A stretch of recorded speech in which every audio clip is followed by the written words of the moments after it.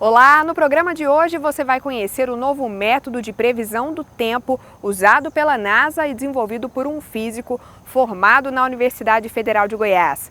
Tem ainda uma pesquisa da UFG que quer avaliar até que ponto os parques realmente ajudam a refrescar o entorno onde eles ficam. E ainda um levantamento sobre as principais áreas de inundação na cidade de Goiânia. Vem que está na hora de viver ciência. Átomos e inferências, robôs que trabalham sem terno, resíduos postos à venda, vacina contra o cemitério, conforto e freio nas ganas, planeta é mais que hemisférios, ciência mata, ignorância, desvenda olhos e mistérios.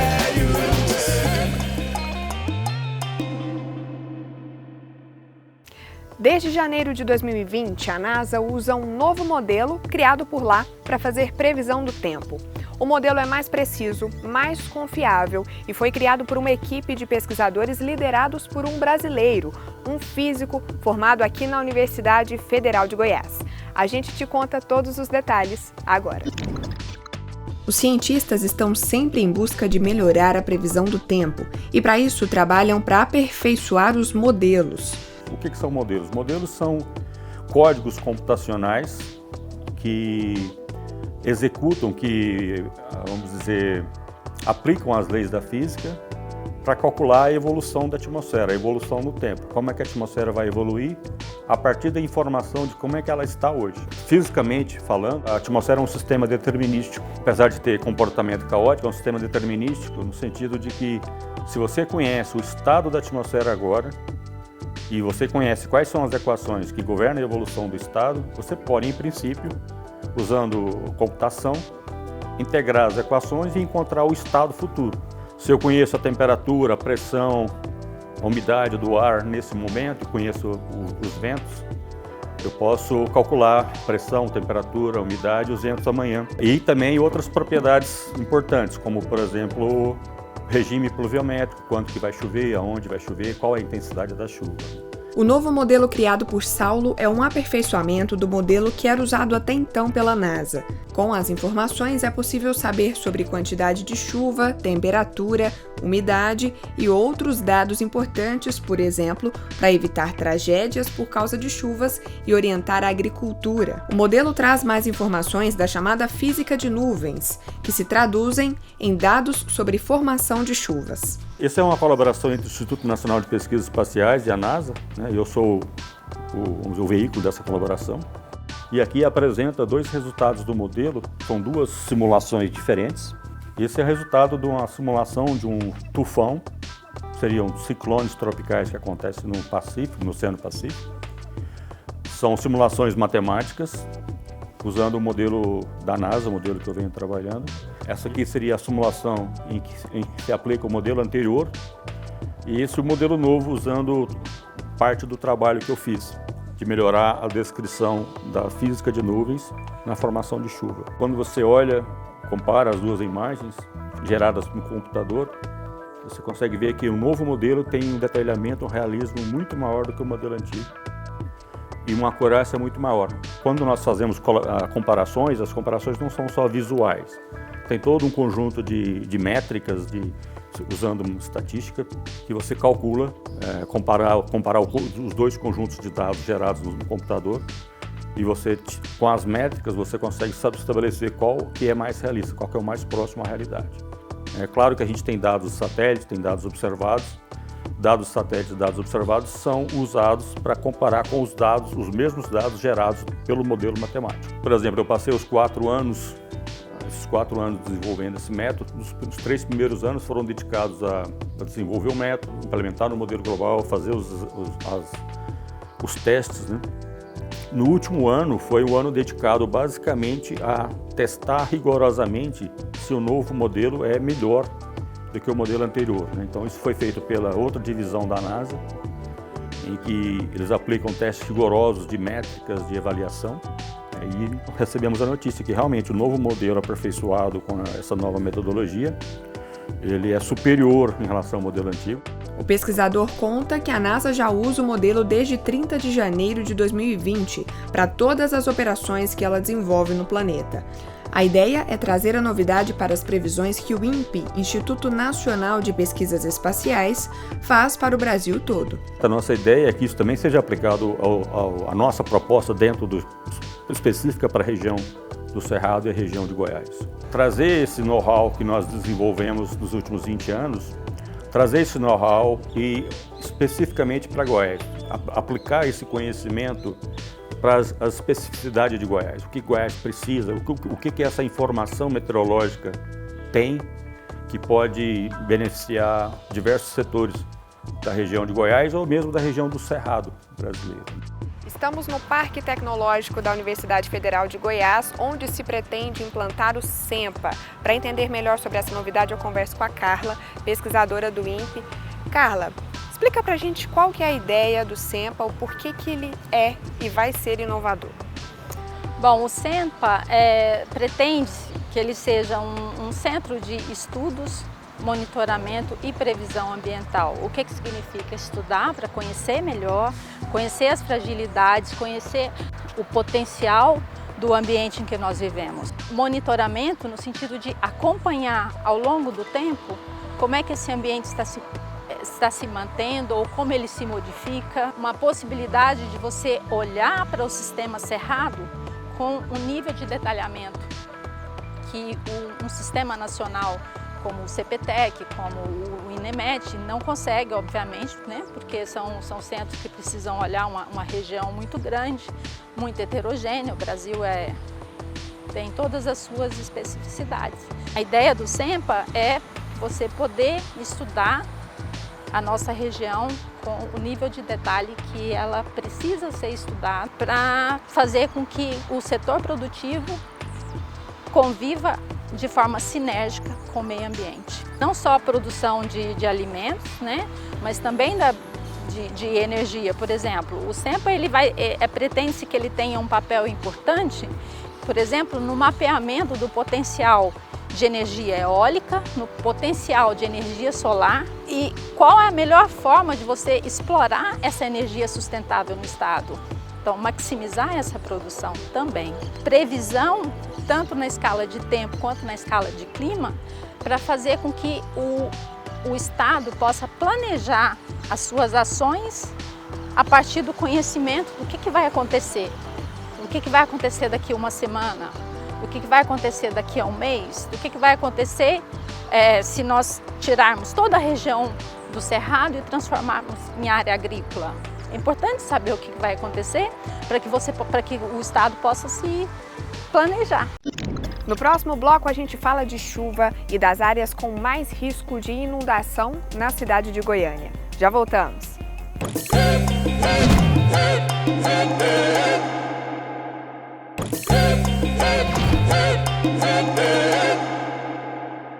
Estamos no setor Pedro Ludovico, numa das regiões de Goiânia com mais risco de inundação quando chove. Começou a chover há pouco mais de 10 minutos e já tem alguns pontos com bastante água acumulada. Aqui na região tem até uma placa avisando do risco de acúmulo de água de inundação quando chove forte.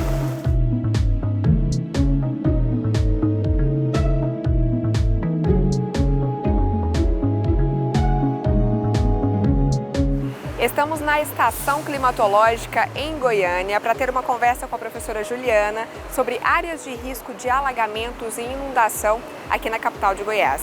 Professora, vocês na UFG têm dados sobre essas áreas aqui de Goiânia que tem mais risco de alagamento, né? Exatamente. Desde 2008 a gente faz esse levantamento desses dados, que são dados da Defesa Civil e dados compilados da imprensa também, para a gente poder acompanhar quais são as áreas de risco de inundação, de enchente, de alagamento.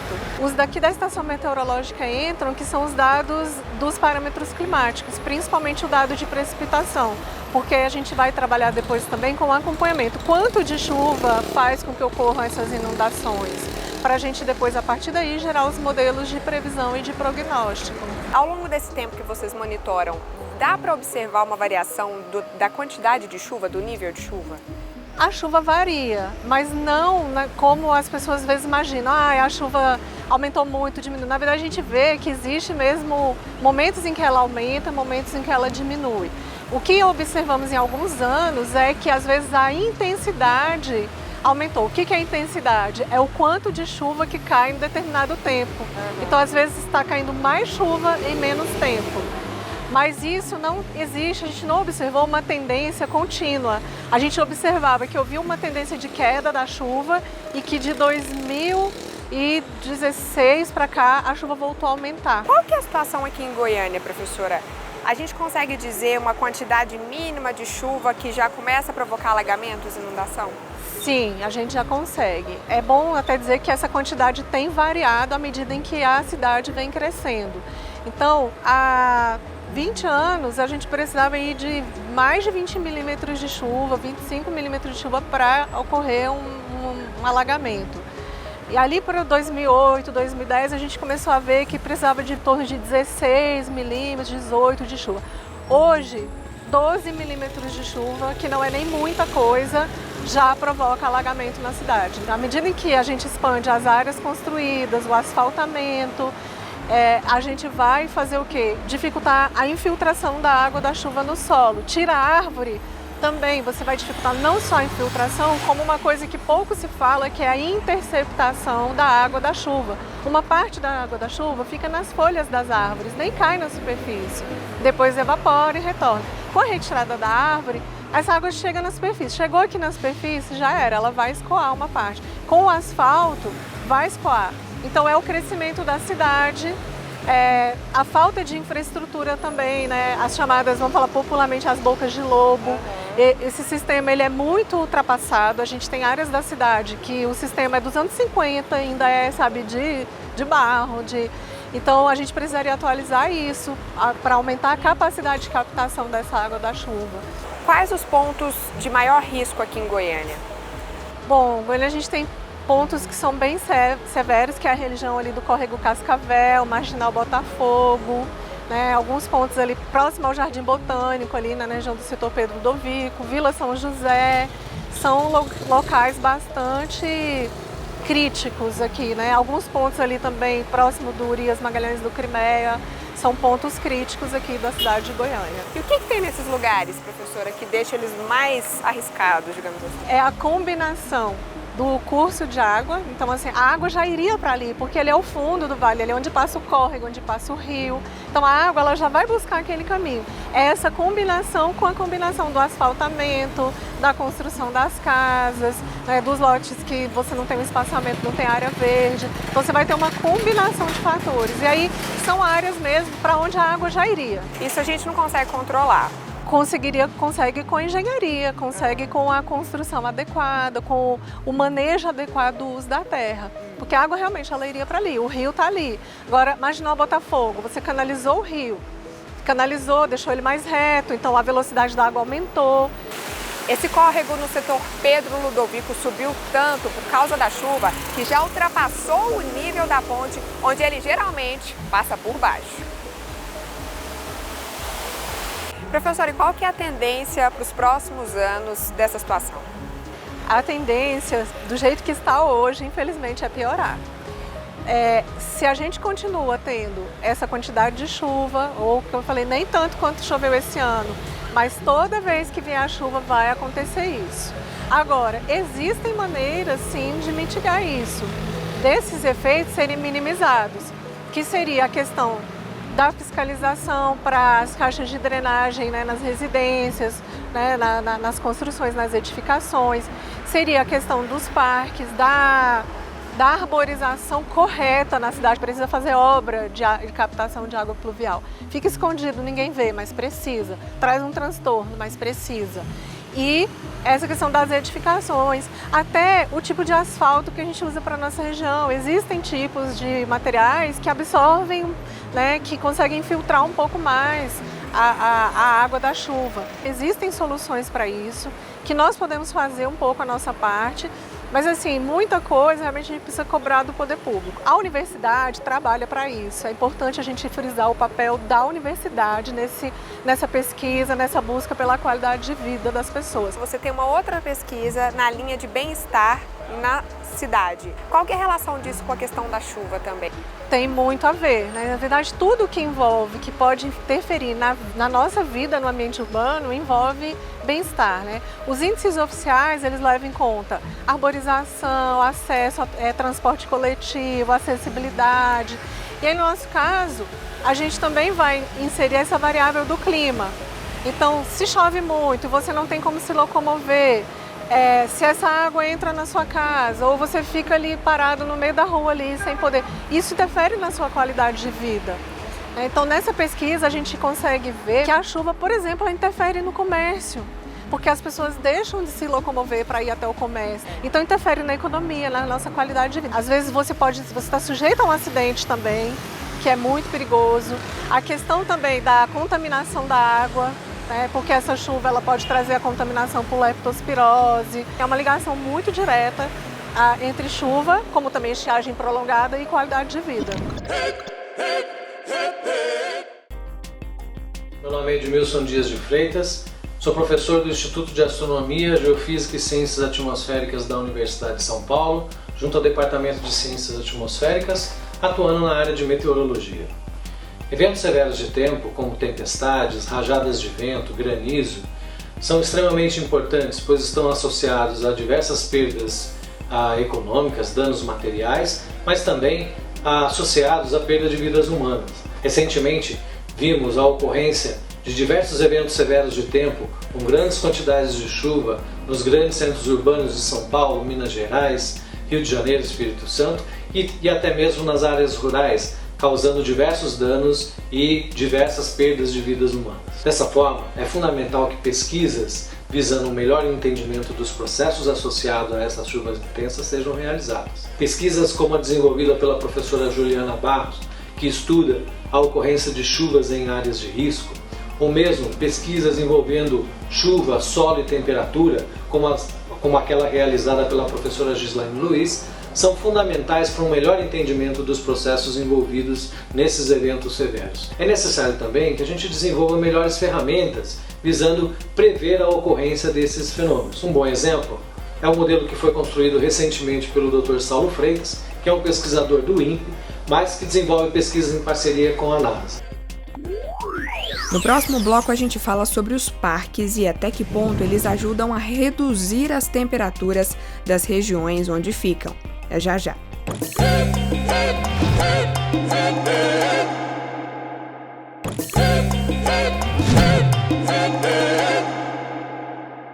Hoje aqui em Goiânia tá fresquinho, mas o normal não é isso, viu? Geralmente tem sol forte e muito calor. Uma professora da UFG resolveu investigar até que ponto 2 parques da capital de Goiás realmente ajudam a deixar o entorno mais fresquinho e com uma umidade do ar mais elevada. O que ela percebeu acabou surpreendendo.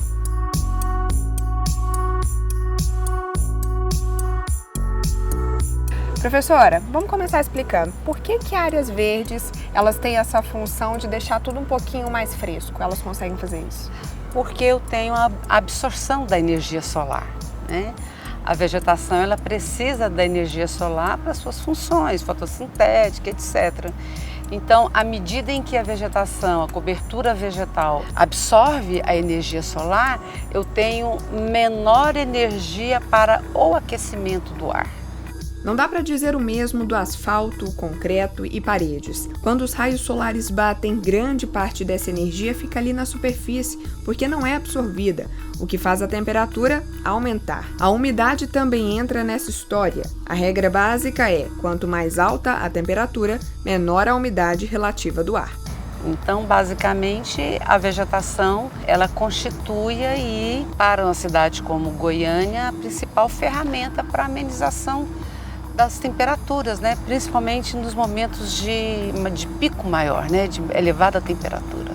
Agora a gente tem que considerar que Goiânia é uma cidade que se localiza no interior do Brasil, no interior do continente sul-americano. Só o fato da localização interiorana, que a gente chama de continentalidade, associado à latitude de Goiânia, esses 2 fatores, que são fatores climáticos, eles por si só já respondem pelas elevadas temperaturas da cidade. né? Nós estamos longe de corpos hídricos significativos, como os oceanos, né? Mares. Essa questão da localização a gente não consegue controlar, mas tem outras formas da gente tentar aliviar isso, né, professora? Sim, claro. Você fez um estudo em 2 parques aqui de Goiânia, Vaca Brava e o Areião. Sim. Qual que é o objetivo? Como é que está sendo essa análise? A gente instalou instrumentos, né? Esses 2 instrumentos, a função deles é medir temperatura e umidade relativa do ar. Eu tenho uma grande quantidade de informações, não só dos parques, desses 2 parques, como também de áreas à sua imediação. Até que ponto um parque influencia na temperatura e umidade relativa do ar da região onde ele está? O objetivo é responder essa pergunta. E aí é um resultado assim espantoso que nós conseguimos aferir que dependendo da época do ano, 100 metros o parque já não influencia mais para a temperatura. Ou seja, aqui está o limite do parque. Sim. A 100 metros fora desse limite do parque, você já não tem o efeito. Você pode ter 27 graus no interior do parque e 38 a 100 metros. Como é que a gente Isso é constatado. Isso, além da latitude, que justifica o nível de incidência solar, eu também tenho um período em Goiânia, que é a seca, né? Eu não tenho chuva. Né? Então, essa energia, ela fica disponível para a gente na atmosfera. Eu tenho calor dia e noite. Final de inverno para a gente, que é ali setembro, né, início da primavera, eu tenho altas temperaturas dia e noite. A chuva ajuda a dissipar um pouco. A chuva ajuda a amenizar e quanto maior é o tempo sem chuva, mais energia acumulada no nosso ambiente, ela é retida, ela fica acumulada e mais elevadas são as temperaturas. Se a pesquisa percebeu que em algumas épocas os parques não conseguem diminuir tanto o calor do entorno, qual a solução então? E aí, a gente desiste das áreas verdes? Não. A gente aumenta as áreas verdes? O que a gente faz? Não, desistir jamais. Se a gente desiste aqui, Goiânia é de áreas verdes, nós vamos criar um verdadeiro deserto. O que nós podemos fazer é integrar os parques sendo com corredores de umidade, ou seja, que as avenidas consigam ser arborizadas, irradiando do parque para a periferia. E na periferia também, saindo da periferia para os centros urbanos, né? Para a área mais densamente ocupada. Não existe estudo sobre isso, eu estou falando aqui de percepção a partir dos dados que a gente tem. E tem outro detalhe, quanto menos área verde, no período das chuvas, menor infiltração. Mais alagamentos, mais inundação e o lençol freático rebaixando o nível, que vai levar a consequência para o nível das águas dos rios, ribeirões, lagos, reservatórios. Aí no período da seca fica só um filetezinho de água correndo. Por quê? Porque o lençol freático já está muito baixo e não está conseguindo atingir a superfície. Está faltando infiltração. Primeiro é a boa vontade de querer. Segundo, um bom planejamento. Terceiro, colocar as mãos à obra, né? É assim que eu vejo. E aumentar a área verde. E aumentar a área verde. De onde vem a água da chuva? Será que dá para saber se vai chover semana que vem? O Zeke, de 5 anos de idade, respondeu. É hora do casulo de ideias.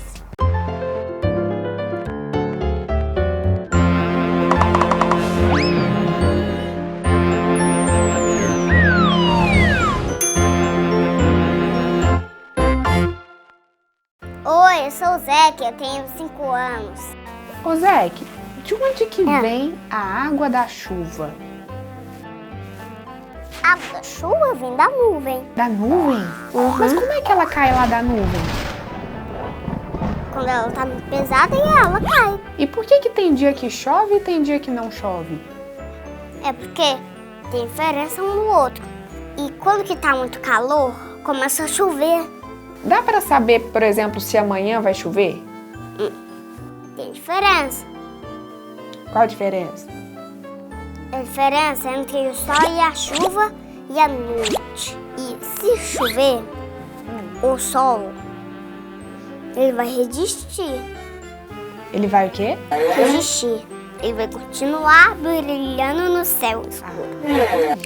Já ouviu falar de previsão do tempo? Uhum. Como você acha que os cientistas conseguem saber se vai chover ou se vai fazer sol semana que vem, por exemplo?